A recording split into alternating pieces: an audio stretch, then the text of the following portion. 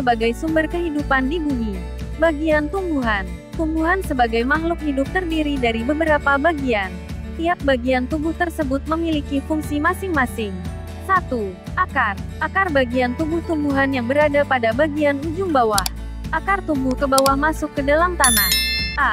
Jenis-jenis akar. Akar dapat dikelompokkan menjadi dua, yaitu akar serabut dan akar tunggang. 1. Akar tunggang. Tumbuhan berkeping dua dikotil, memiliki akar tunggang. Akar tunggang merupakan akar utama kelanjutan dari batang yang tumbuh lurus ke bawah. Sedangkan akar-akar yang lain merupakan cabang dari akar utama. Contoh tumbuhan berakar tunggang adalah bayam, kedelai, mangga, jeruk, tomat, durian, dan melinjo. 2. Akar serabut. Tumbuhan berkeping satu monokotil, memiliki akar serabut. Akar serabut berbentuk seperti serabut. Ukuran akar serabut relatif kecil, tumbuh di pangkal batang, dan besarnya hampir sama. Contoh tumbuhan yang berakar serabut adalah kelapa, rumput, padi, jagung. B. Fungsi akar. Akar tumbuhan memiliki fungsi menunjang berdirinya tumbuhan, menyerap unsur hara dari dalam tanah, menyimpan cadangan makanan, untuk bernapas. 2. Batang.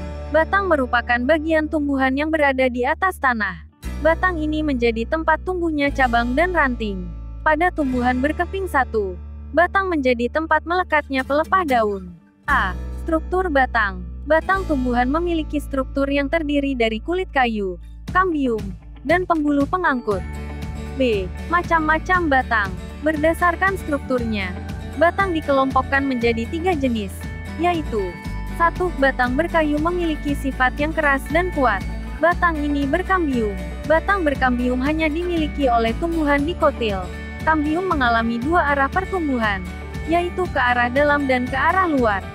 Ke arah dalam, kambium membentuk kayu, sedangkan ke arah luar membentuk kulit. Pertumbuhan kambium inilah yang menyebabkan batang bertambah besar. Batang berkayu contohnya mahoni, mangga, rambutan, jati, durian, dan meranti. 2. Tumbuhan batang rumput umumnya tidak keras dan berongga serta beruas-ruas. Batang jenis ini mudah patah dan tidak sebesar batang berkayu. Contoh tumbuhan batang rumput, antara lain tanaman padi, jagung, dan rumput-rumputan.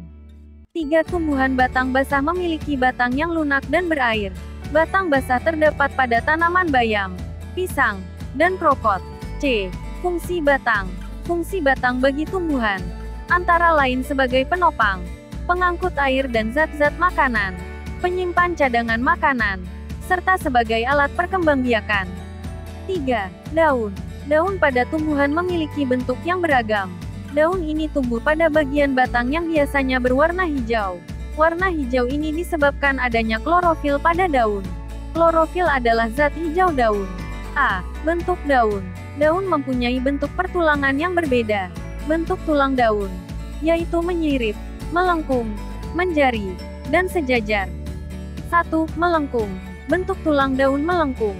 Contohnya, daun sirih, genjer, dan gadung. 2. Menyirip. Tulang daun menyirip, seperti sirip ikan. Contohnya, daun mangga, rambutan, dan jambu. 3. Menjari. Bentuk tulang daun mirip jari-jari tangan manusia. Contohnya, daun pepaya, ketela pohon, dan jarak. 4. Sejajar. Bentuk tulang daun menyerupai garis-garis sejajar. Tiap ujung tulang daun menyatu. Contoh, daun tebu, padi, dan rerumputan. B. Fungsi daun. Fungsi daun, yaitu tempat fotosintesis, penguapan air, pengeluaran air berupa tetesan air gutasi, dan pertukaran oksigen dan karbon dioksida. 4. Bunga. Bunga merupakan pucuk yang mengalami perkembangan. Bunga sangat penting untuk perkembangbiakan tumbuhan karena pada bunga terdapat alat-alat reproduksi, benang sari dan putik.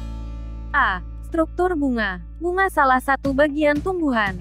Bagian ini menjadi daya tarik, karena banyak yang memiliki warna yang indah dan berbau harum. Bunga terdiri dari bagian kelopak, mahkota, benang sari, putik, dan tangkai bunga. B. Fungsi bunga. Fungsi utama bunga sebagai alat perkembangbiakan. Pembuahan yang terjadi didahului peristiwa jatuhnya kepala serbuk sari ke kepala putik. Peristiwa ini dikenal dengan penyerbukan. Fotosintesis. 1. Proses fotosintesis. Fotosintesis terjadi pada tumbuhan hijau. Proses fotosintesis membutuhkan bantuan sinar matahari. Fotosintesis berlangsung pada bagian daun. Bahan-bahan yang dibutuhkan dalam proses fotosintesis, yaitu air, karbon dioksida, cahaya matahari, dan klorofil. Air diserap oleh akar dari dalam tanah dibawa ke daun. Karbon dioksida diserap dari udara melalui bagian daun yang disebut mulut daun atau stomata.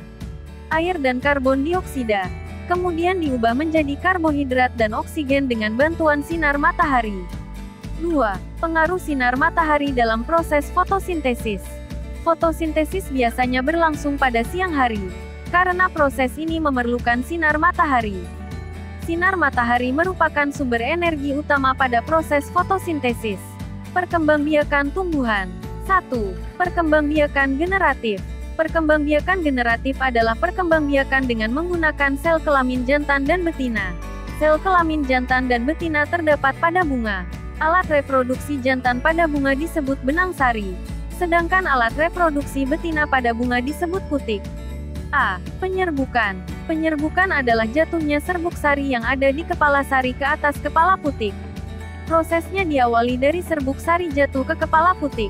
Peristiwa ini dapat disebabkan karena tiupan angin atau terbawa oleh serangga yang hinggap ke bunga. Berdasarkan asal serbuk sari, penyerbukan dibedakan menjadi 4, yaitu 1. Penyerbukan sendiri.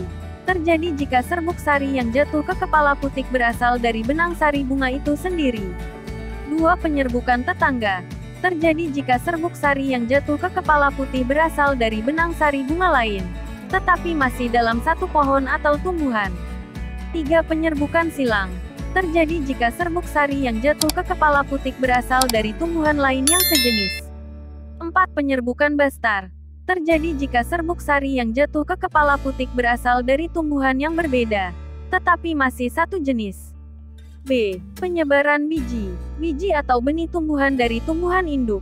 Persebaran biji dapat membutuhkan vektor penyebar perantara. Vektor penyebar ini dapat berupa hewan, angin, air, dan gaya gravitasi. 2. Perkembangbiakan vegetatif. A. Perkembangbiakan vegetatif alami. Perkembangbiakan vegetatif secara alami diartikan sebagai perkembangbiakan vegetatif yang terjadi secara alami tanpa bantuan manusia.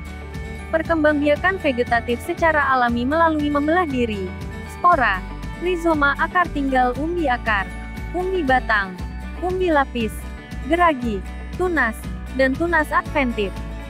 B. Perkembangbiakan vegetatif buatan. Perkembangbiakan vegetatif buatan diartikan sebagai perkembangbiakan vegetatif yang terjadi karena ada campur tangan atau bantuan manusia. Jenis perkembangbiakan ini dapat dilakukan dengan cara mencangkok, menyambung, okulasi, setek, dan merunduk.